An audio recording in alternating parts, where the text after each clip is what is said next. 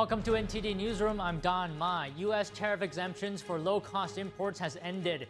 Was the de minimis exemption helpful for the U.S. economy in the first place? Texas Governor Greg Abbott signs a new congressional voting map into law. The redistricting prompts objections from Texas Democrats. President Trump has terminated former Vice President Kamala Harris's Secret Service protection. But the Epoch Times has learned from a senior official. A D.C. federal judge is hearing arguments today over the president's attempted firing of Federal Reserve Governor Lisa Cook. The judge isn't expected to make a decision today, but she's asking for more briefings on the issue. The Department of Veteran Affairs is committing $818 million in grants to combat veteran homelessness. We talked to a retired U.S. Marine Corps major who works directly with veterans. Today is the 20th anniversary of one of the most devastating natural disasters in U.S. history. We'll be live in New Orleans as the city honors those who lost lives. The U.S. is approving a potential sale of air-launched cruise missiles to Ukraine. The details of the deal, which is worth almost $1 billion.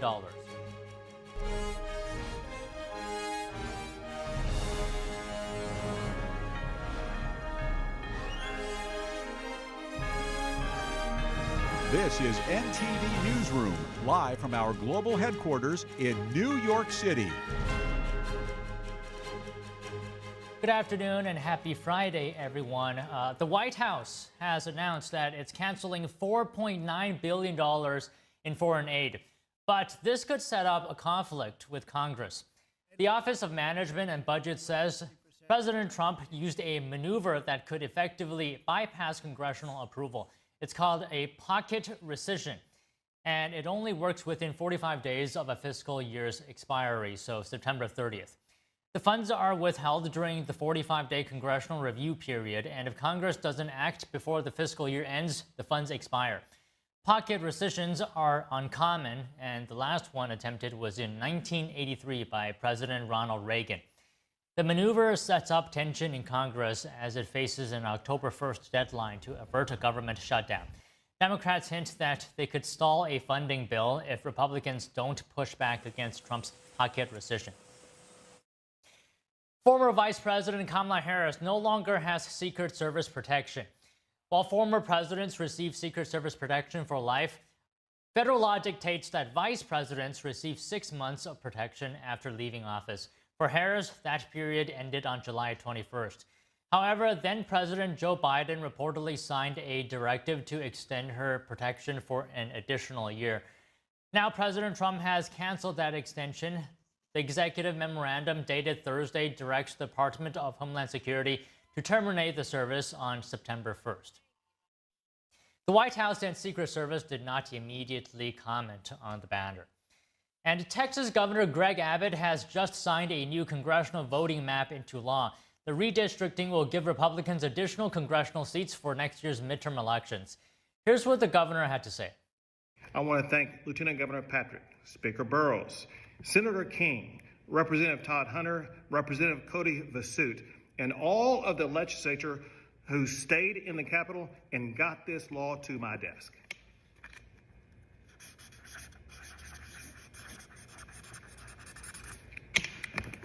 Texas is now more red in the United States Congress. The Texas revised map has prompted objections from Democrats. Earlier this month, Texas Democrats delayed a vote by 2 weeks by leaving the state on August 3rd in protest. Before the map was signed into law, California attempted to counter any GOP gains in Texas by asking voters to approve new Democratic-leaning districts. Texas Democratic Party Chairman Kendall Scudder said he would challenge the new map in court. President Trump is moving to reshape federal policy on several fronts this week. He's ordered an investigation into politically motivated federal grants and signed executive orders on government architecture and federal labor unions. Here are the details. President Trump has directed federal agencies to investigate whether taxpayer money has been misused for partisan political activities and lobbying. The White House says some existing grants had highly political overtones, including funding for LGBT teen programs and initiatives for, quote, advancing racial justice in elementary mathematics. In a memorandum Thursday, Trump wrote, "In addition to being a wasteful, abusive, and potentially fraudulent use of the American people's money, the possible use of federal grants as slush funds for political and legislative advocacy raises serious legal concerns." The president also moved to standardize federal buildings, signing an executive order requiring classical architecture as the default style for new government projects. According to the order, public buildings should uplift and beautify public spaces and command respect from the general public. Trump's directive restores a style he says is rooted in the vision of Washington and Jefferson. It rejects brutalist and modernist designs that, according to Trump, many Americans find unappealing. And in another executive order, Trump acted to end collective bargaining for federal unions at certain agencies tied to national security. The order is directed at agencies like NASA, the National Weather Service, the Patent and Trademark Office, and hydropower facilities managed by the Bureau of Reclamation. The White House says the order is designed to ensure national security agencies can operate without delay. A D.C. federal judge has indicated that she will not decide today on whether President Trump's attempted firing of Federal Reserve Governor Lisa Cook was legal. She's asking for an expedited schedule to give both sides more time to submit briefings on the issues. Cook is seeking an emergency temporary restraining order today to block the Trump administration from firing her, while a lawsuit over the president's action plays out.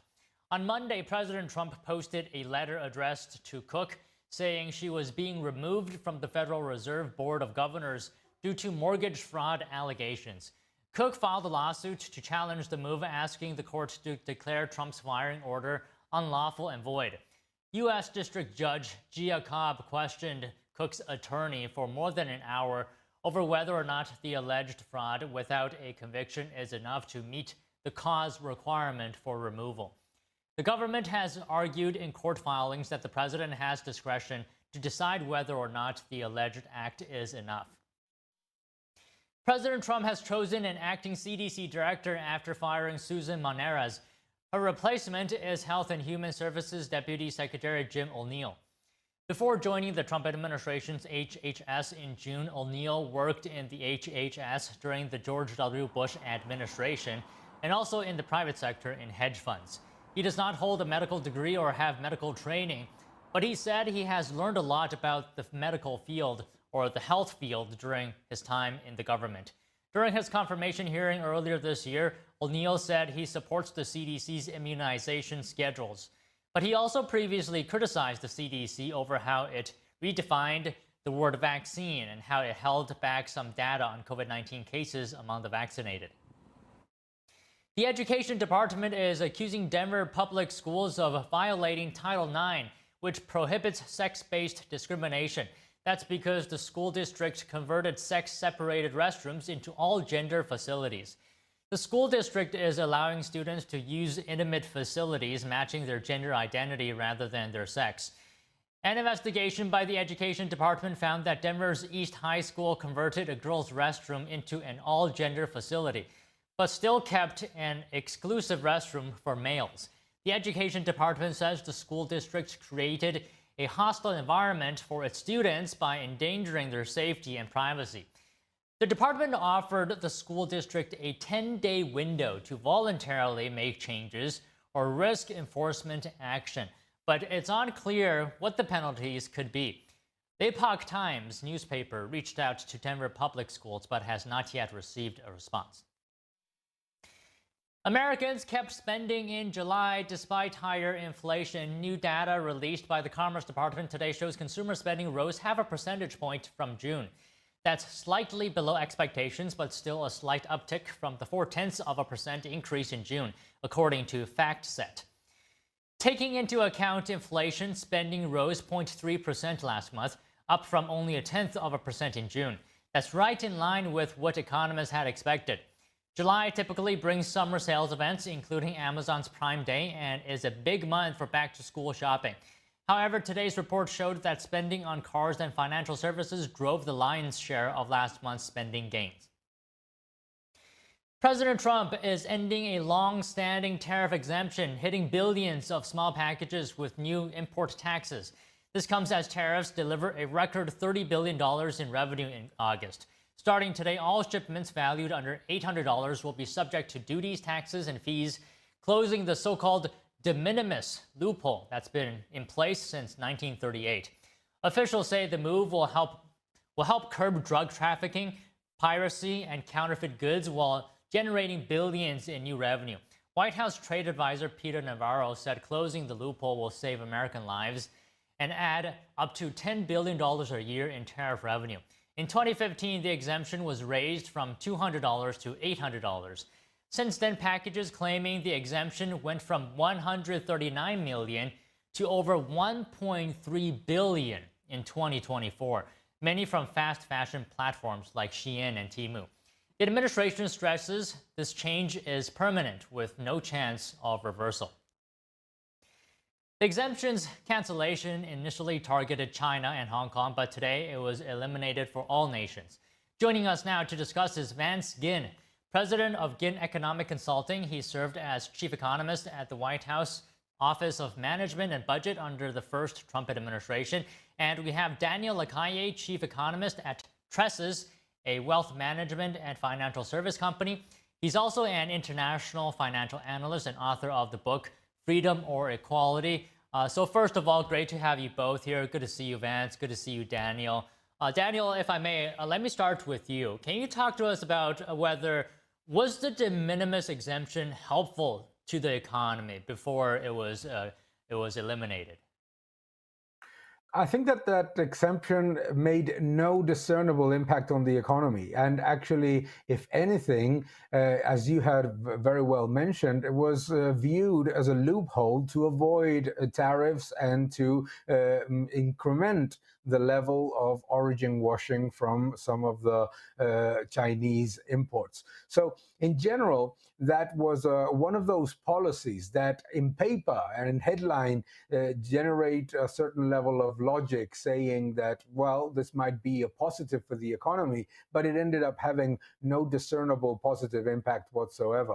And what we have right now, as we have seen with the data recently, is that with the imposition of the new set of tariffs and the new commercial and trade agreements between other nations, what we have seen is that there is no inflationary impact. So I don't see that there will be any type of negative impact from changing it.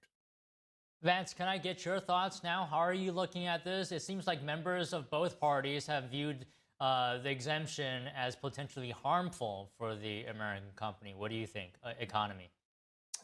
Yeah, it's a pleasure with you. And I think what we've seen is a lot of uncertainty that's drawn out in the economy from the increases in tariffs and everything else. The de minimis, I don't think, is a huge deal overall. What I'm more worried about is the amount and the size of the tariffs that have been put in place of taxes on Americans. And we just saw an inflation number today from the personal consumption expenditures show 3.1% increase year over year for the core inflation. So inflationary pressures are still out there, which is really a reflection of what the Federal Reserve is doing, putting so much money into the economy, not necessarily what's happening with the tariffs.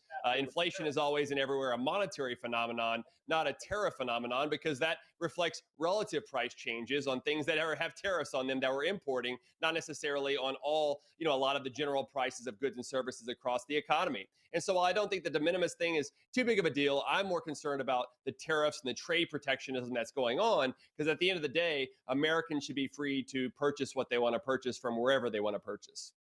Right. We'll get into the tariff discussion in a bit more detail later. But right now, I just want to understand this de minimis exemption. Daniel, in your view, what are the benefits actually of getting rid of the exemption? Because you said earlier it didn't really have a positive impact noticeably on the economy. The most important one is that it will clarify the situation and avoid a loophole that has been generating a lot of this origin washing that I mentioned prior. Also has reduced significantly the revenues for the United States in terms of tariffs. But what I also think is that this idea that small packages need to be exempt and larger packages need not be exempt makes no sense from an economic standpoint. What we need to understand is you may disagree with tariffs or not. That is a completely different argument. But the idea that there's going to be a benefit for the economy by eliminating any type of any type of tax, if you want, on smaller packages makes absolutely no sense. Think about it. Nobody would think that it's a good idea to, in Europe, for example, to reduce the VAT on a product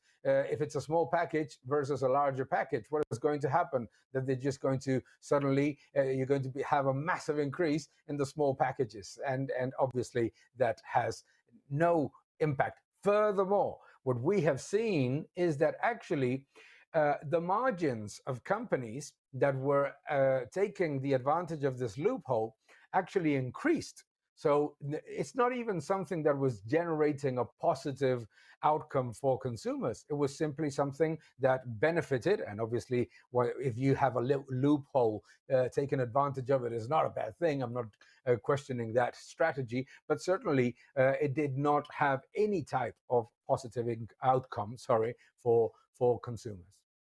Okay, Vance, I want to stay on this just a little bit longer on de minimis. So UPS reported a huge drop in parcel volume after the change in the exemption was first issued. Vance, do you think consumers will have fewer choices online after this?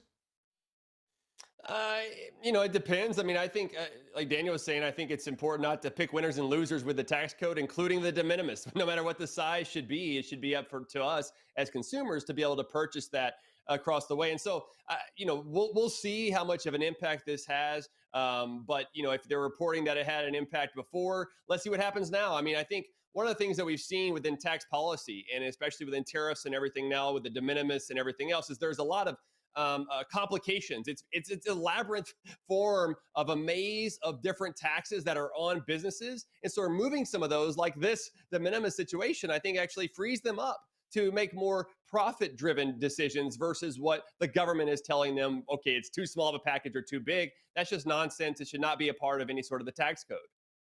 Okay, Daniel, I want your response now to what Vance was saying earlier. I think he was suggesting that perhaps tariffs will have a upward pressure on consumer prices. What are your thoughts on that? Well, we have seen today with the latest figures and all of the figures that we're seeing is that tariffs, and he said it very, very well, tariffs do not cause inflation, and tariffs are not something that generates more units of currency in the system. What causes inflation is an abrupt increase in the amount of money in the system. Where are inflationary pressures coming, if there are any? Look at it today.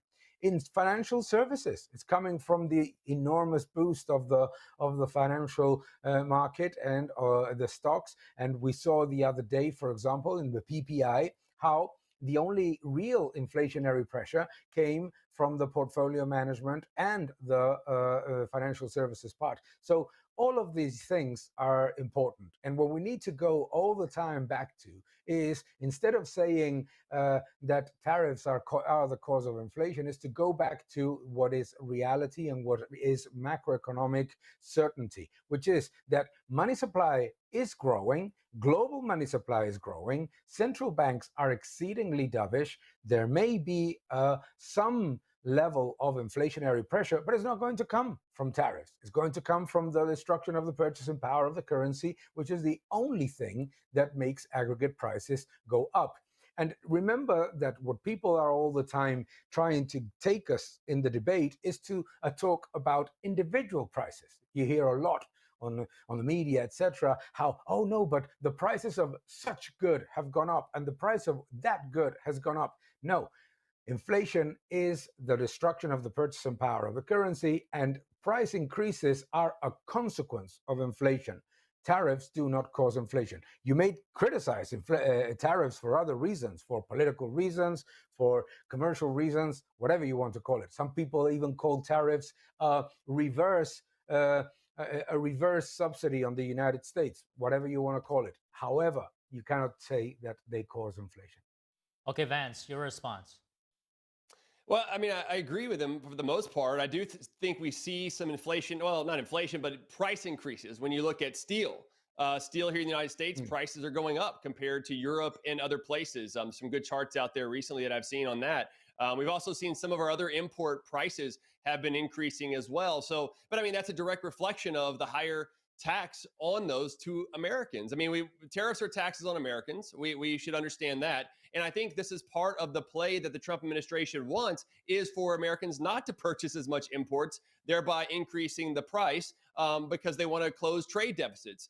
I happen to believe that the trade deficit is not a concern because the current account deficit of goods and services is a capital account surplus of the flow of investments into the United States. And you could say which one is the chicken or the egg, which one is coming first. I'm not quite sure, but I do know that many people want to put money into the United States economy. It's the most stable economy in the world, even given the uncertainty that we have out there right now with some of the tariffs and other trade protectionism. And also, I think we really need to get focused on doing more here in the United States of controlling government spending, which is driving government debt and deficits. And that's creating higher interest rates than we otherwise would have and putting more inflationary pressure in the economy because the Fed wants to keep interest rates lower than what we would otherwise have. And right now there's a discussion about whether we should be cutting interest rates. And I'm fearful if we cut interest rates, that we'll actually see more inflationary pressures because the Fed will put more money into the economy. And so I would rather see us not do that at this point. They should be cutting the Fed's balance sheet, which is $6.6 trillion. Take all this together, what does this mean to Americans at home is that there is going to be higher prices that we're paying. We're seeing that in some of the inflationary pressures. It's not from the tariffs, it's from the debt from the federal government's printing or putting in place. And then the Fed, the money supply is increasing to basically monetize a lot of that debt. That's really where we should be looking at. Okay, Daniel, a couple of points for you to respond to. How do you explain the price pressures on steel perhaps going up and how are you looking at government spending? Oh, but the idea that prices of steel in America are rising because of tariffs and they're not rising in Europe because that the cause is tariffs. No, it's because the European economy is in an absolute disaster mode. That is what's happening.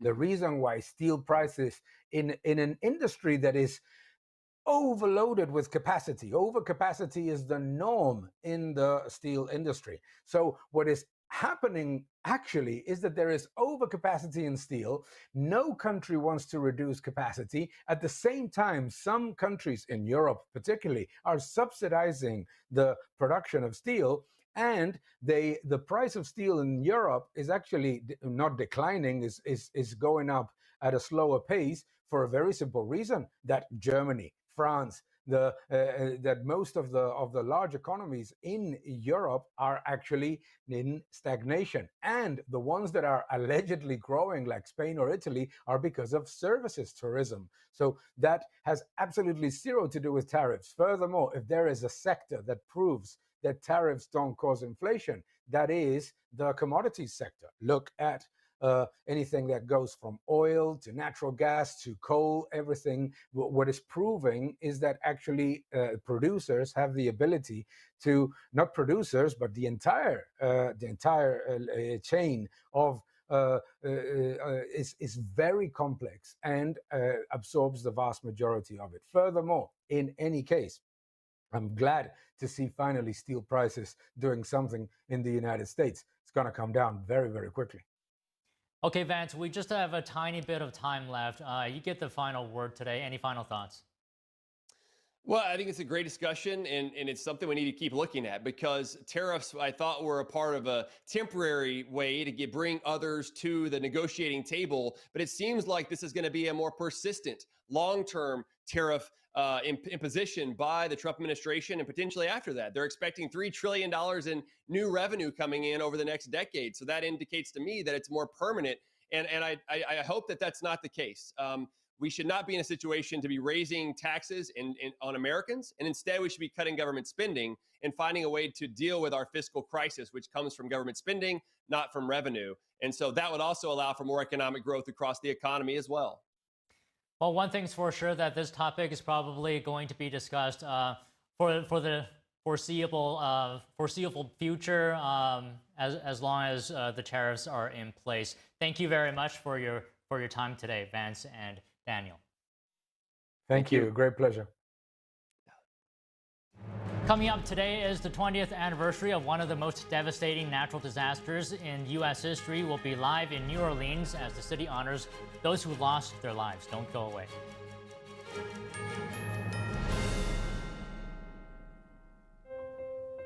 food. It fuels our bodies, nourishes our spirits, and brings us together. Because we all need nutritious food to thrive. Food gives me energy and it also helps me focus. But not everyone knows where their next meal is coming from. And 1 in 7 people in America face hunger. It's tougher than ever for too many of us. But the simple truth is, ending hunger is possible, and it starts with you.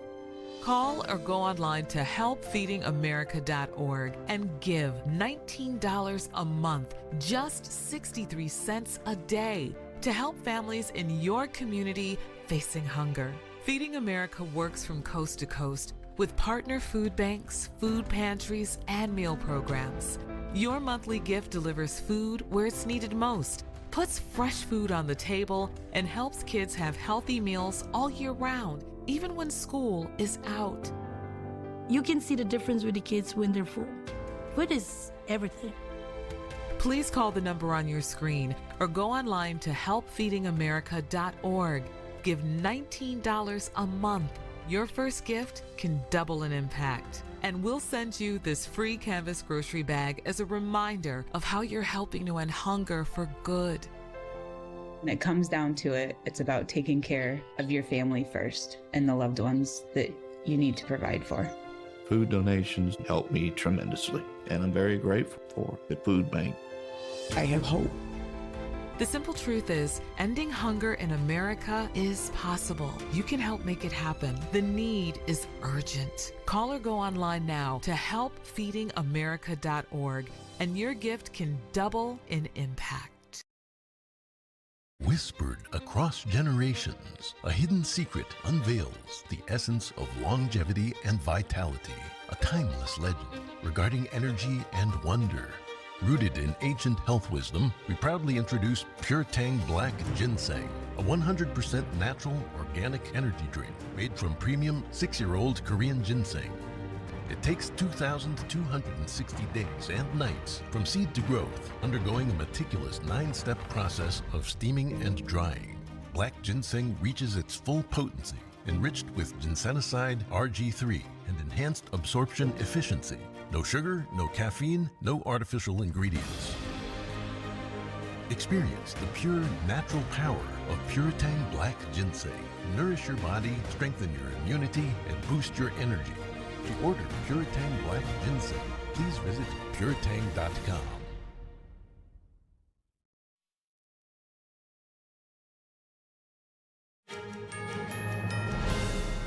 Today marks the 20th anniversary of Hurricane Katrina's landfall, one of the costliest natural disasters in U.S. history that claimed over 1,300 lives.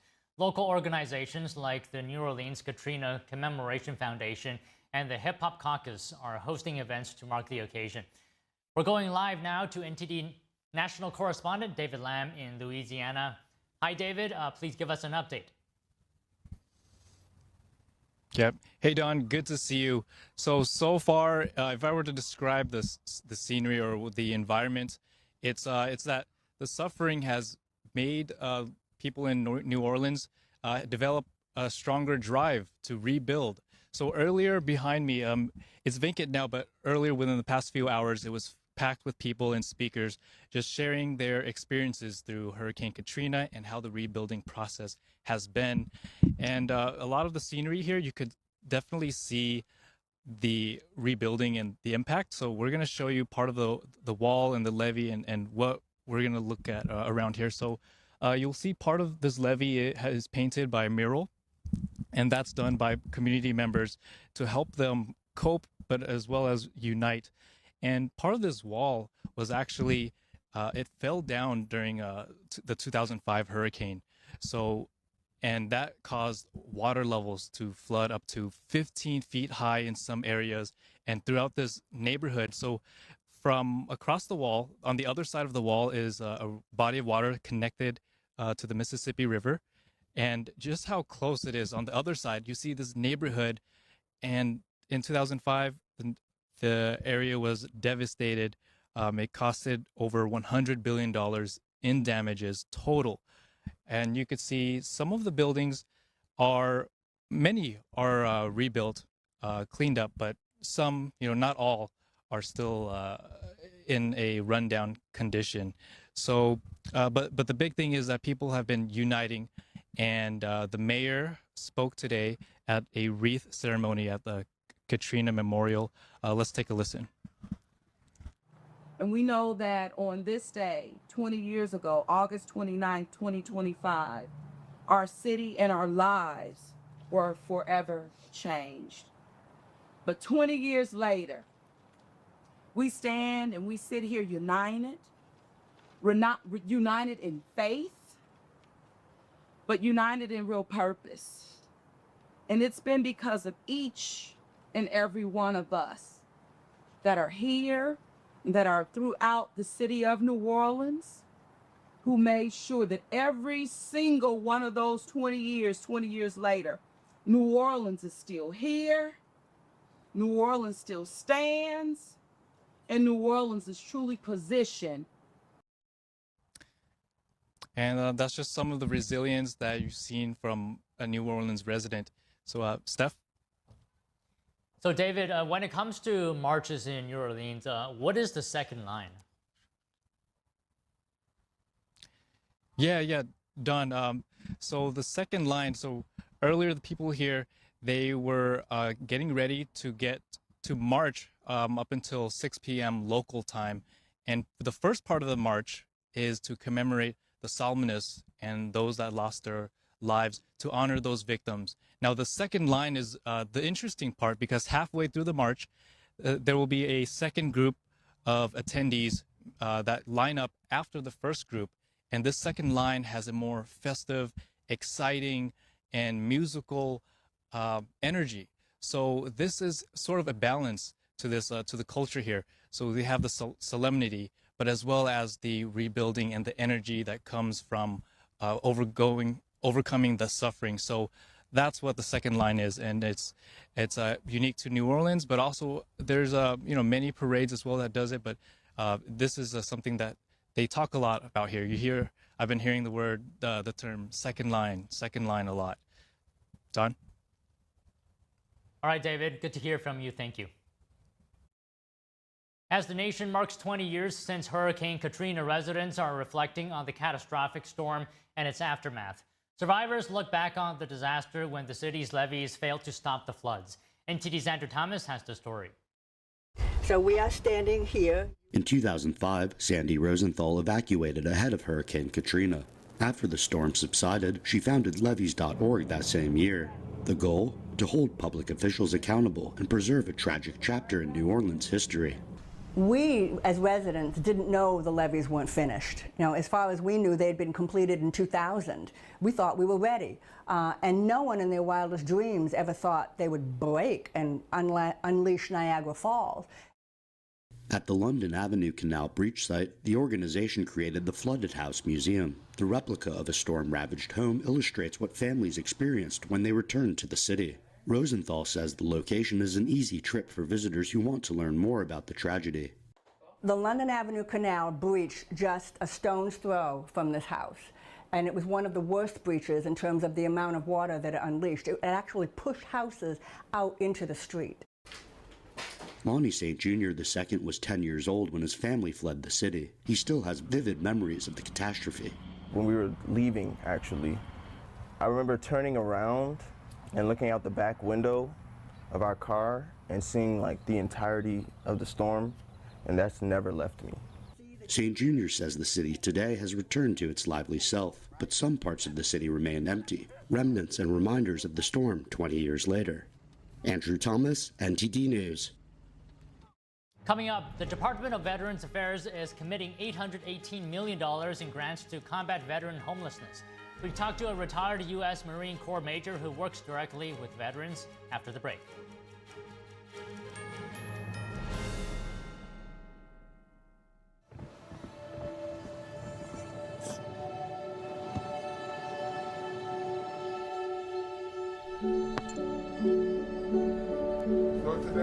I don't remember how it started.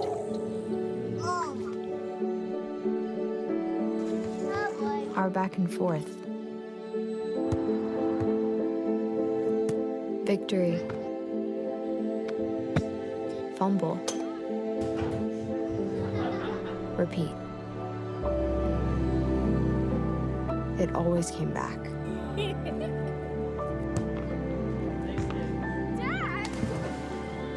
Okay, here we go, throw it! Yeah. You probably don't remember what you told me. That was perfect. But I heard every word. Nice.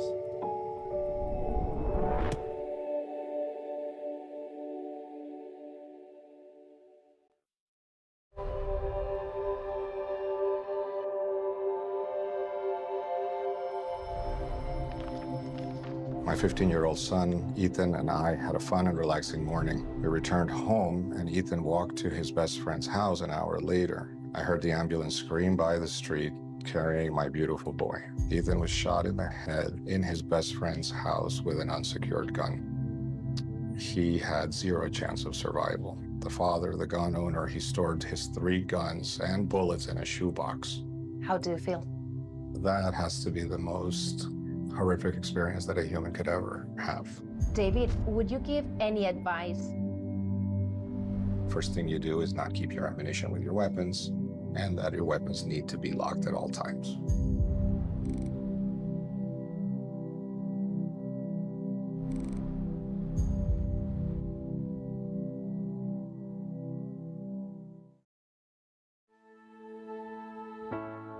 We come from a long line of farmers, and there's a sense of pride with being part of these multi-generational businesses.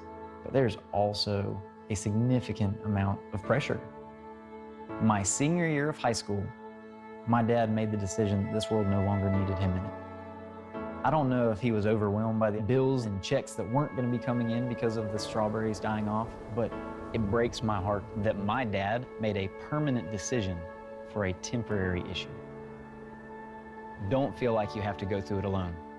Farmers have to take care of their physical and their mental health, because what's a farm without a farmer? In the mornings, that's my time. Watching the sun come up, I can have a cup of coffee and exercise if I want to. It helps me start the day with a sense of gratitude. Yay! Every day is a new opportunity. Don't forget to check in on yourself. Love, your mind.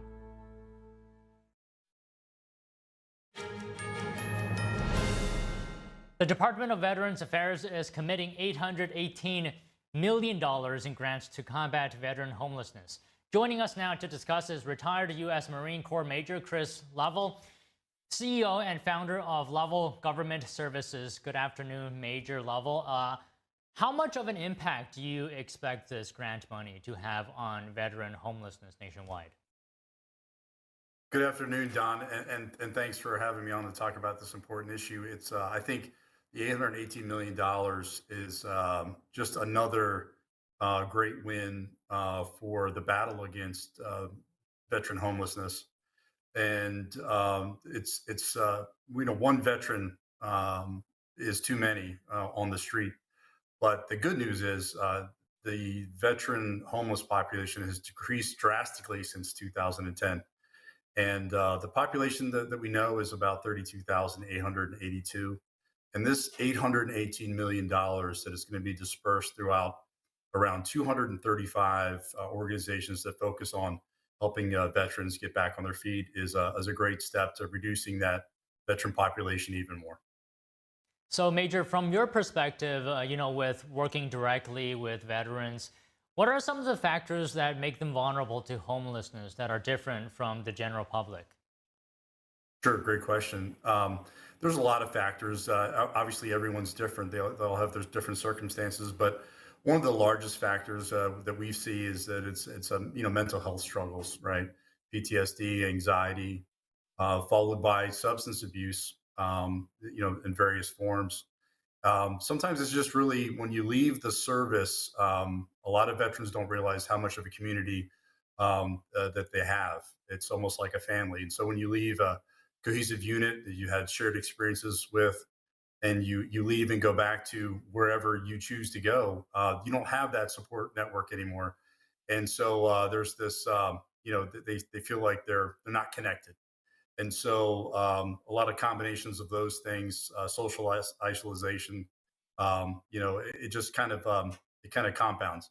And so they find themselves in a temporary spot. They're homeless. And the good news is the VA has been doing great things for years to address the problem. So maybe we can talk about that. How do you address the root causes of homelessness rather than just a temporary fix? Sure. A lot of times it happens on the local personal level, right? We like to say you love on that veteran, right? Whether it's a man or a woman that's in the street who's really maybe just down on their luck, struggling with different things.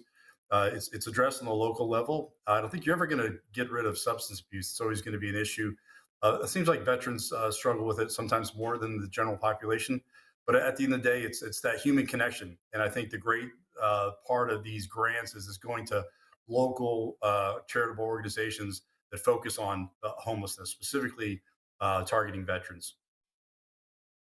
What would you say, in your experience, are some of the barriers, perhaps internally or externally, that might prevent veterans from reaching out for help when they need it?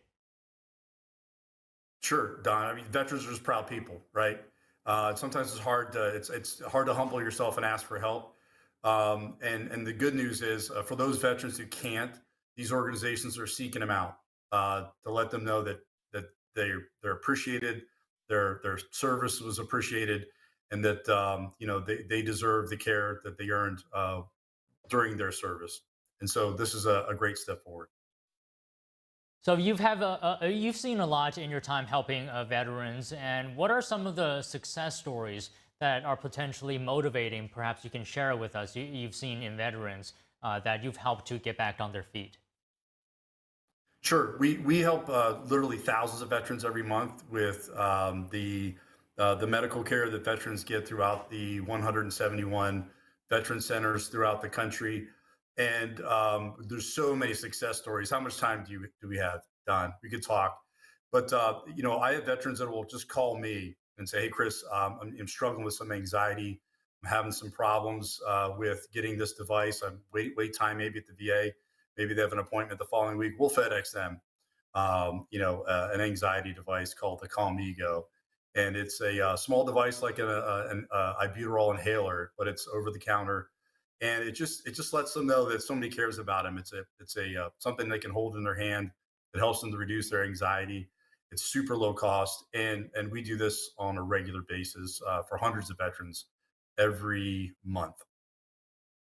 Do you think there are some other common struggles that veterans perhaps are facing beyond housing? I think, veterans are just like everyone else, Don. We all struggle with different things, personnel issues, family issues, substance abuse, things like that. And the great news about all this is that veterans have an amazing amount of resources. And, in August, the VA marked their 29 millionth home loan guaranteed back by the VA home loan program.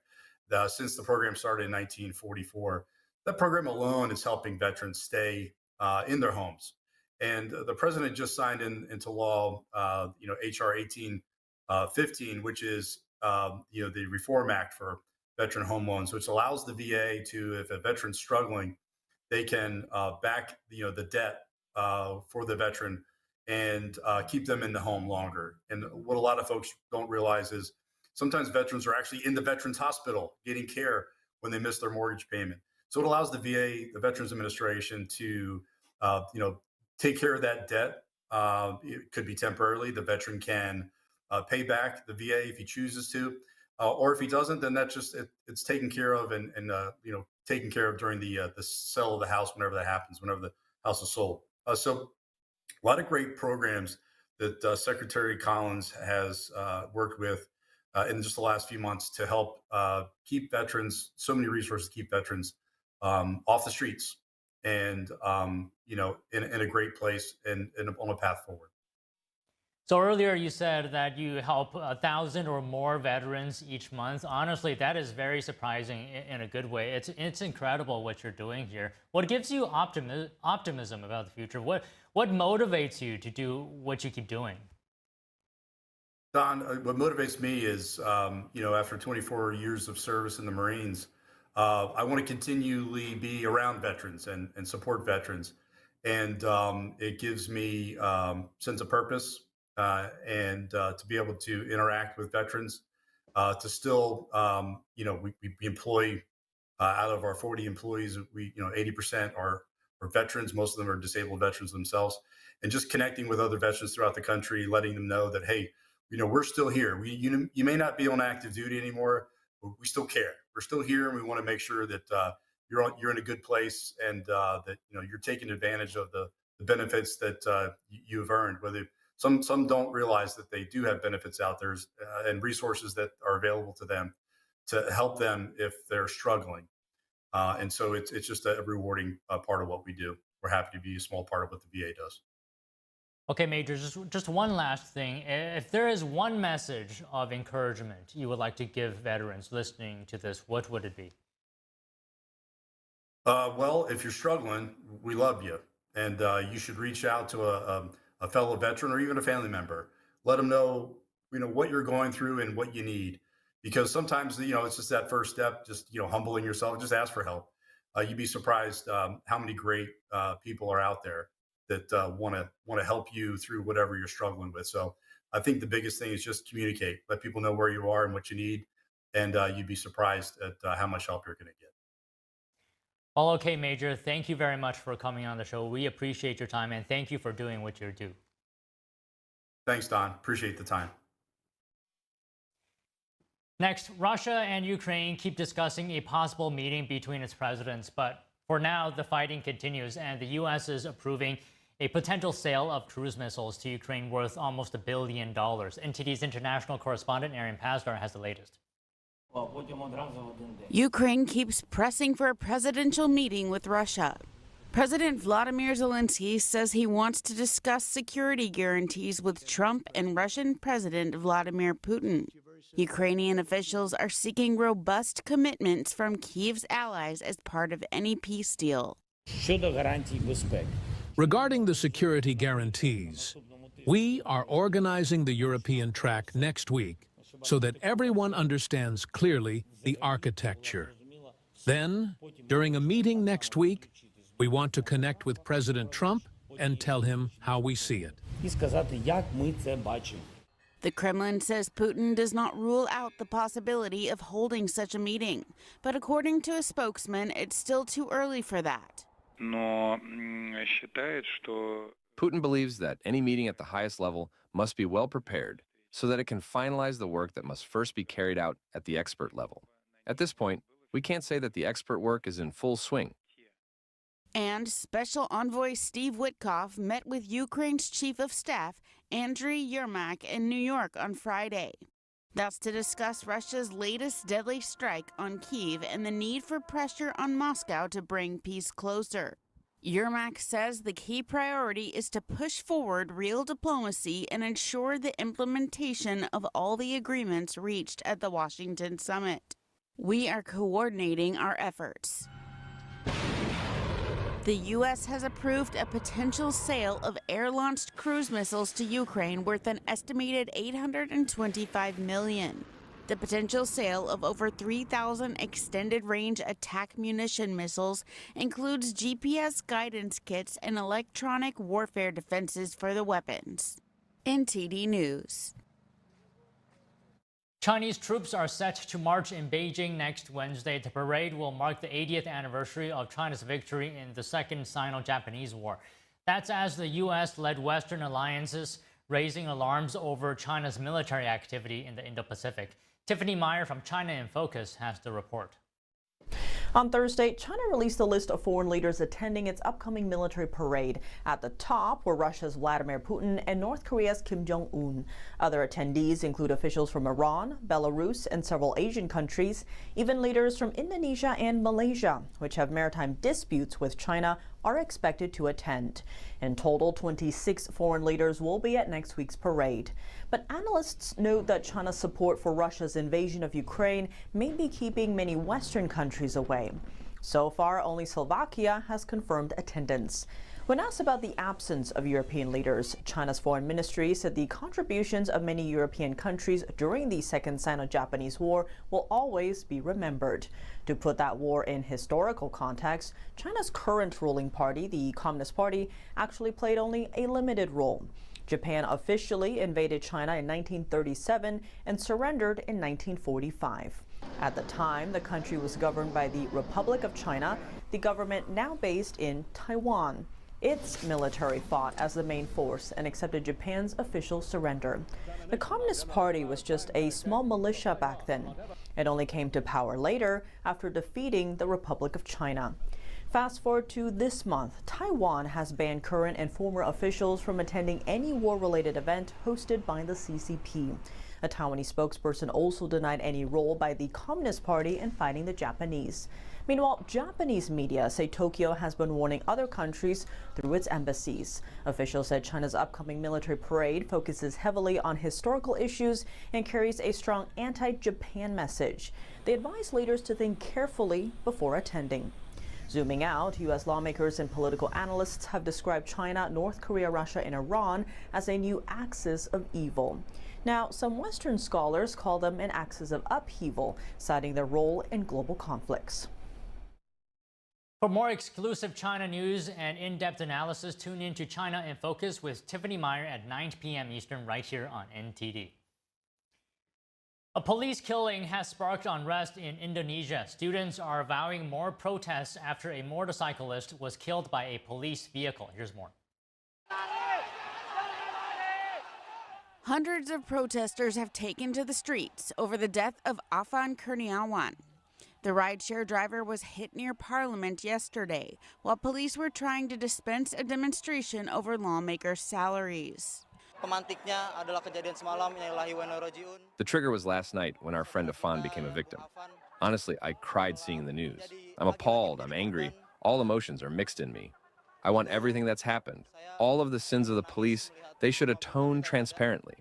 President Prabowo Subianto expressed condolences for Kurniawan's death and ordered a thorough probe of the incident.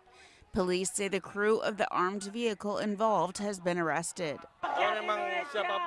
Whoever is at fault, please take action, whether it's the authorities or anyone else. What I mean is, don't let this law only be sharp at the bottom, not at upper level. Protests started earlier this week over what demonstrators called excessive pay and perks for legislators. I pay all my taxes. I'm a tax-compliant citizen. Even when I was in the entertainment industry, I paid my taxes, but I don't know who my taxes are going to. Meanwhile, the people inside the House of Representatives building don't listen to the complaints of their own people at all. That's what makes me really concerned. The military has been deployed in some areas to address the latest protests. Good news for your wallet this Labor Day weekend. We haven't seen gas prices like this in years. We have more on that story when we return.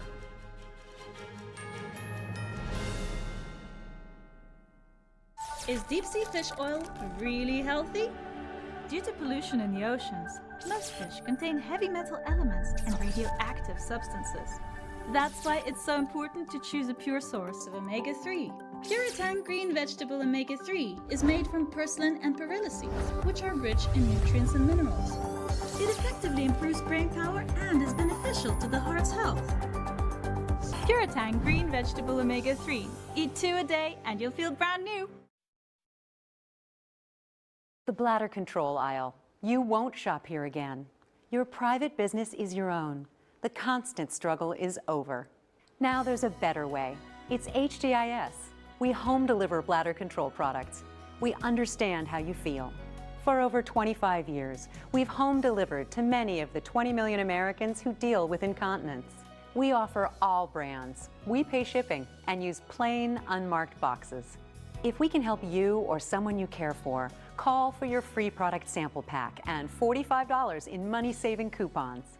Our counselors will help you choose the right product. And unlike stores, we're always in stock. You'll get what you need. Satisfaction guaranteed. HDIS, the better way. For your free sample pack with your free catalog, $45 in money-saving coupons, and free product samples, call 1-800-701-6159. That's 1-800-701-6159.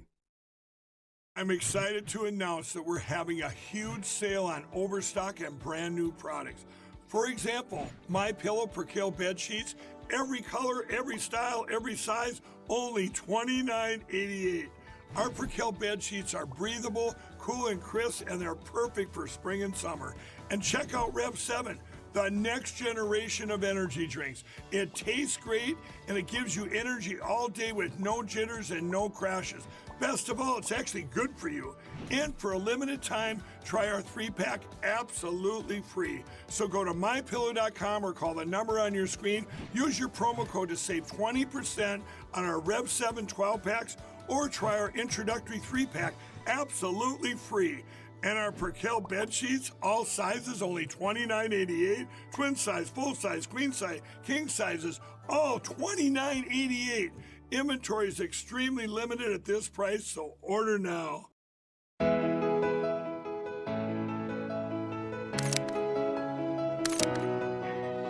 Focus on beauty, showcase nature, share kindness, feel brightness, capture the beautiful moments in your eyes. Your works will be showcased in galleries and on multiple online platforms, appreciated and collected. Please visit photo.ntdtv.com.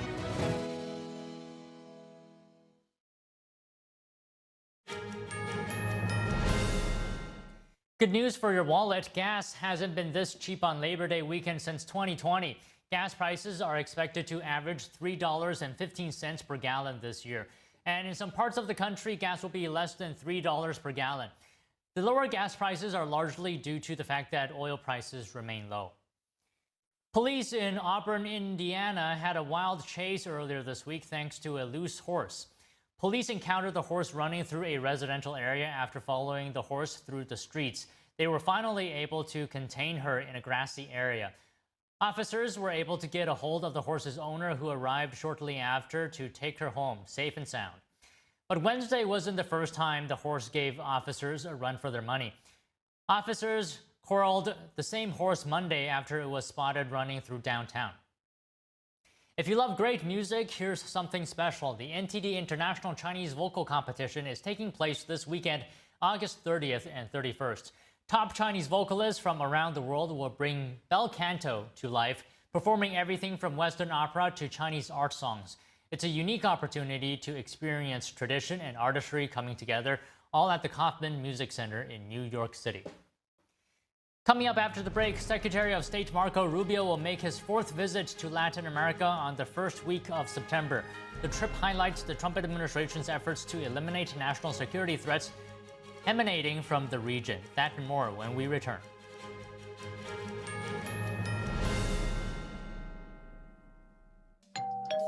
Hi, I'm Ty Pennington, here for Choice Home Warranty. They protect my home from expensive repairs, and they can do the same for you.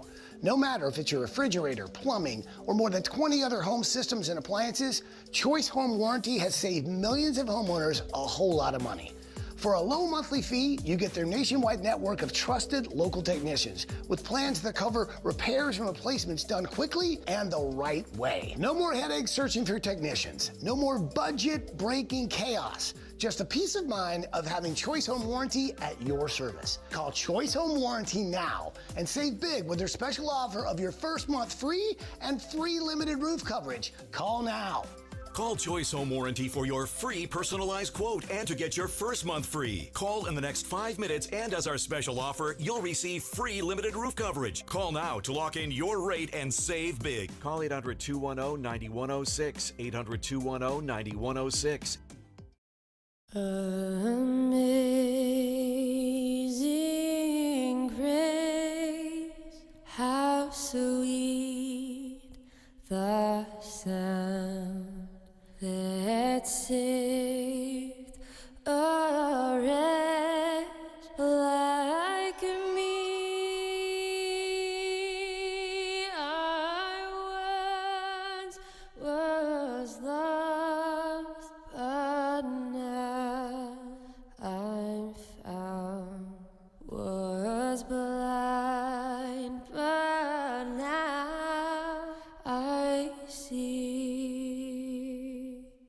They're just young people, hungry